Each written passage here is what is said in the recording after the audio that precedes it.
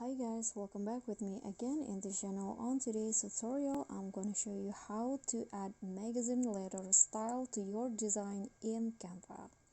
So in here, in this tutorial, I'm going to show you the keyword if you want to add the magazine letter style. First, you need to click on the plus icon and click on the elements menu. And on the search element column, just type in magazine letter. Okay, click on search.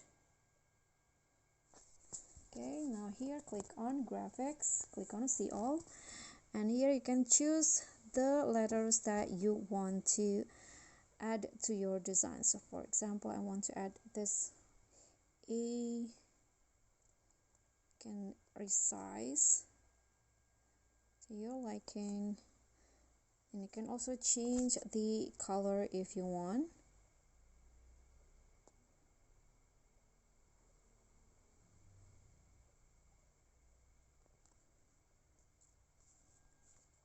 Okay, like this art.